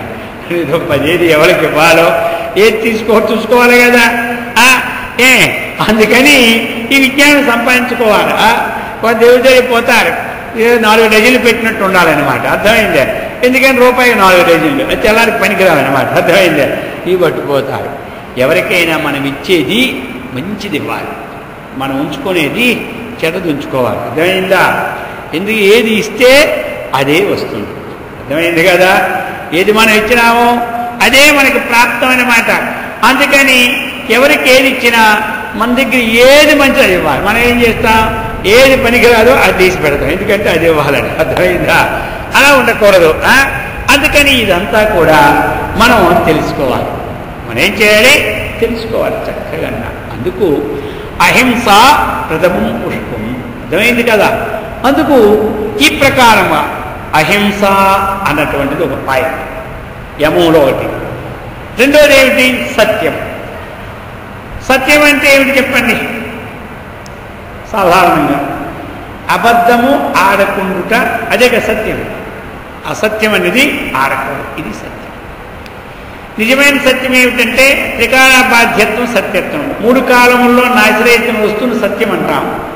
అది ఇక్కడ కాదు, ఇది సాధన కాబట్టి మనం అబద్ధం ఆడకూడదు. అది అహింసను పాలించడం ఈజీ, కానీ సత్యాన్ని పాలించడం చాలా కష్టం.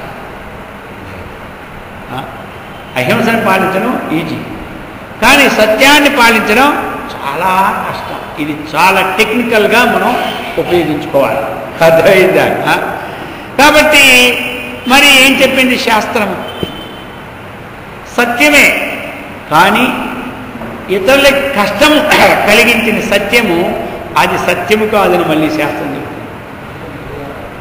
మనం ఎవరో ఒక సాక్ష్యం చెప్పాలి, ఆ సాక్ష్యం చెప్తే వారి ప్రాణం తీసేస్తారు ఆ రోజు. ఇప్పుడు సాక్ష్యం చెప్పాలా వద్దా? ఇది చూసాం మనం, చూసాం. ఇప్పుడు మనం సాక్ష్యం నిజంగా చెప్పినామా వారి ప్రాణం పోదు. మరి ఎదుటివారి ప్రాణం పోయే సత్యం ఏం సత్యం? అర్థమైంది కదా? అందుకని ఈ సత్యశీలత చాలా గొప్పది. ఇప్పుడు ఒక అడవిలో ఒక మహర్షి తపస్సు చేస్తూ ఉంటే ఒక కషాయి వాడు ఏం చేశాడు తెలుసా? ఒక ఆవుని తరలించుకెళ్ళాడు. అది చాలా దూరం నుంచి తొత్తున్నాడు. ఈ ఆవు ఏం చేసింది? ఈ మహర్షి పెద్దది యాశం అందులో వచ్చిపోయాడు. వీడు ఇప్పుడు వచ్చి అడుగుతున్నాడు, ఆవు ఎట్టెళ్ళింది చెప్పండి అని అడిగి ధ్యానం చేస్తున్నాడు.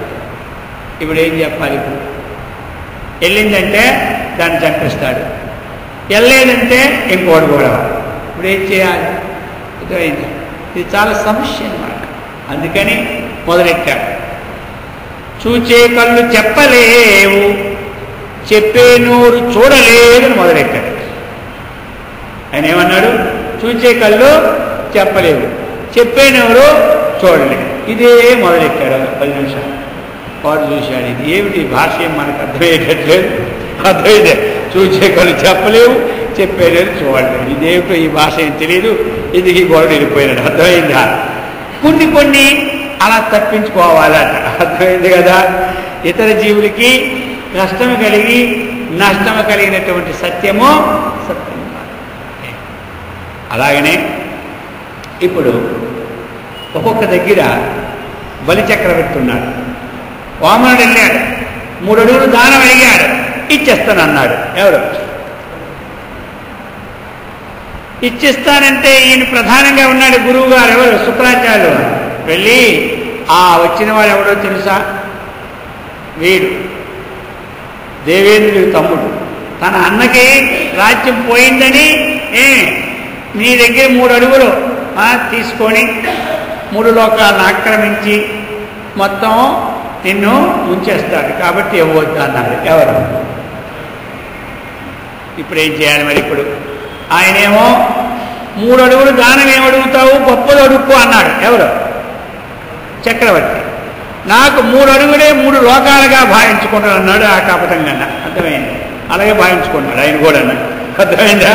కాబట్టి సరే ఇచ్చేస్తానన్నాడు. ఇప్పుడేమన్నాడు? ఈ నీతి చెబుతున్నాడు.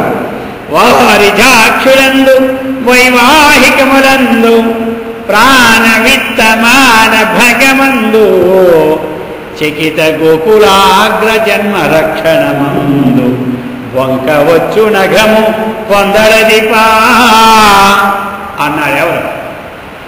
సుతాయి. ఆయన చెప్తున్నాడు. కొంతమంది స్త్రీలు ఉంటారు, కొంతమంది పురుషులు ఉంటారు. ఒక స్త్రీలు ఎందుకు అనుకోవాలి, వాళ్ళు వీళ్ళు ఉంటారు అనుకుందామా? ఎవరైనా సరే ఒక బొంబాయి నుంచి వచ్చినారు నిజామాబాదు, ఒక అమ్మాయిని చూడడానికి. అలాగే ఇంకొకటి వచ్చి ఒక అబ్బాయిని చూడడానికి. ఆ పక్కింట్లో వాళ్ళకే అమ్మాయి కావాలి, ఈ పక్కింట్లో వాడికి అబ్బాయి కావాలి. వచ్చినారు. వచ్చే వాళ్ళకి ఏం తెలియదు. ఇప్పుడు అడుగుతున్నారు, ఈ అమ్మాయి గుణగానాలు ఎలా అంటే అడుగుతున్నారు. అర్థమైందా? వీళ్ళు చెప్తే ఇప్పుడు వాళ్ళు చేసుకుంటారు పెళ్లి.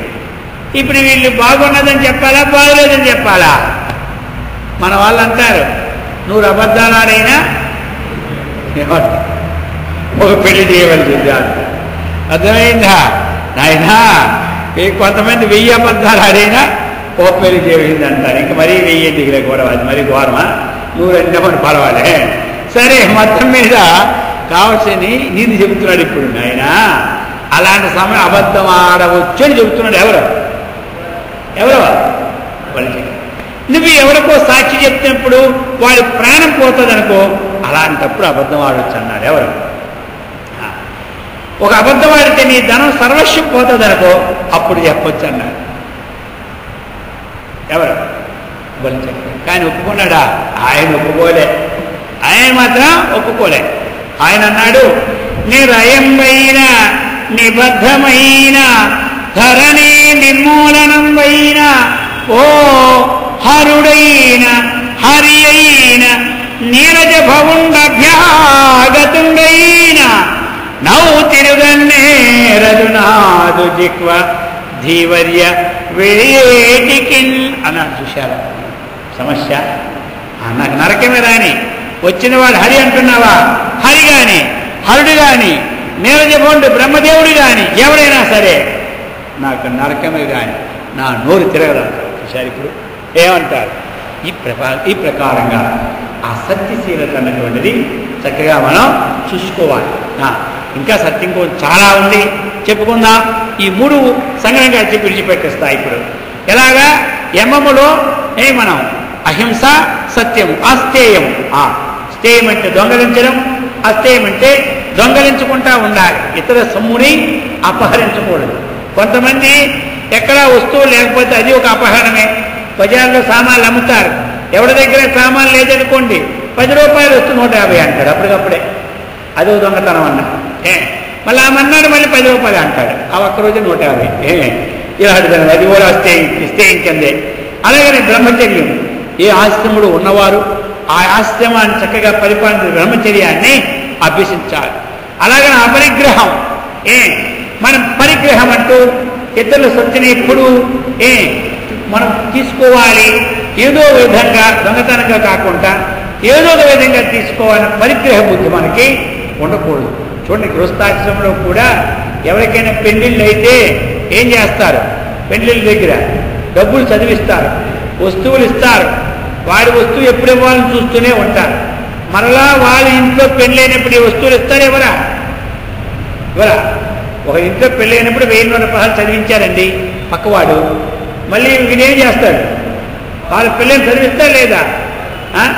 చదివించకపోతే ఏమంటాడు? చూడు, నేను 1000 రూపాయలు పడేసుకున్నాడు, ఈవేళ చదవలేదు. ఏ పరిగ్రహం అంటారు. కాబట్టి అందరూ పరిగ్రహం లేకుంటే ఉంటుంటారు. పరిగ్రహ బుద్ధి ఉండకూడదు. అందుచేత ఈ ప్రకారముగా అహింస అంటే హింస చేయకుండా, సత్యము అబద్ధం ఆడకుండా, స్థేయము దొంగతనం చేయకుండా, బ్రహ్మచర్యము చక్కని గృహస్థాశ్రమ బ్రహ్మచర్యాన్ని ఆ విధంగా ఇతరుల సొమ్ముడు పరిగ్రహించుకుంటూ ఉండడము యమము అన్నారు. మొట్టమొదటి ఇది శీలించమన్నారు. ఎవరు? పతంజలి మహర్షుల వారు. కాబట్టి ఇటువంటి యమశీలను ఉన్నాడు. అందుకని ఇక్కడ ఎందుకంటే ఆ కృష్ణేద బ్రహ్మ పదావలంబనమైన సబ్జెక్ట్ ఇచ్చారు. కాబట్టి ఆ పదావలంబన రావాలంటే ఈ ముందు పాలించవలసినటువంటి చక్కగా మనం పాలించాలన్నమాట. అందుకు ఇది చెప్పడం. కాబట్టి ఇప్పుడు యమాన్ని చెప్పుకున్నాం, రేపు నియమాన్ని, వీటిని సగలంగా చెప్పుకొని మళ్ళీ మనం కథలోకి వెళ్తాం. అర్థమైందా? అందుచేత అందరూ కూడా చక్కగా ఈ భాగవత రసామృతాన్ని శ్రవణం చేసి మననం చేసి నిధిధ్యాసలో పెట్టుకొని అందరూ ఆయురారోగ్య ఐశ్వర్యాలను పొంది భక్తి జ్ఞానాన్ని చక్కగా కలిగి ముక్తిని పొందినట్లు ఆ భగవంతుడైనటువంటి ఆ శ్రీకృష్ణ పరమాత్మ మనందరికీ ఇచ్చి అనుగ్రహించుగాక. ఓం సహనావతు సహనౌ భునక్తు సహ వీర్యం కరవావహై తేజస్వినావధీతమస్తు మా విద్విషావహై. ఓం శాంతి శాంతి శాంతి. హరి ఓం తత్సత్.